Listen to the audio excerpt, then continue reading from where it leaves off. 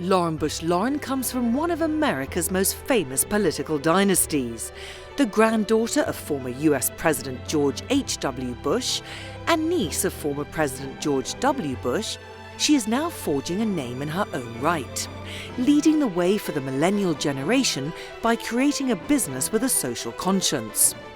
I went to New York to meet this young pioneer. Lauren, we're here at your Feed offices, a business you created with a social mission. Why was that so important for you? The mission of Feed is to create good products that help feed the world. And every product we create, mainly bags, has a number on it, and that signifies the amount of meals we're able to donate through each purchase. So it's really a way for consumers to get involved with the issue of hunger and give back in a meaningful and very tangible way. And to date, I'm so proud we've been able to give over 85 million meals to children around the world and to families here in America as well. Did you grow up with the values of giving back? Was that ingrained in an early age to you? It was. I mean, I think both my parents, always talked about giving back in public service. My mom, when I was little, started a charity for homeless and abused children, so she would take us along to homeless shelters and soup kitchens. So it was always a part of what I understood, you were meant to do. If you were lucky enough to have more to give, you're meant to give it. Lauren Pierce Bush was born into this prominent political family on June the 25th, 1984 in Denver, Colorado, to Neil, the fourth child of former President George H.W. Bush and her philanthropist mother Sharon.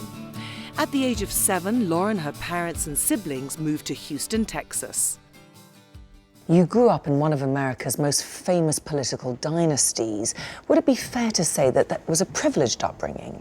I think it was a privileged upbringing. I mean, I think at the time I didn't realize quite, how lucky I was. But truly, I had a pretty normal upbringing also. I grew up in the suburbs of Houston, got a used car when I turned 16, which I was so lucky to get and grateful to get. But really had a very normal childhood. I surrounded by good friends and good family, but obviously very blessed and very lucky. What were some of your memories of Grandpa in the White House? Oh gosh, so many fun memories. I mean, I'm one of 14 grandkids, so there was a ton of us running around. At that time, again, I was four to 8, so really didn't realize the kind of significance or provenance of my grandfather's position as the President of the United States. I just thought he had this really cool job and he got to live in this amazing, big White House in DC, and we got to go there for fun events like Christmas or the Easter egg roll and just kind of cause havoc. But, again, I felt like it was normal, which I know sounds kind of strange, but it was just what I was born into. What does he mean to you? Oh, he's the sweetest man. I'm so lucky. He really is such an example and has lived such a wonderful life, impacting so many with such, humor and dignity. And I know we all, all of us grandkids just idolize him.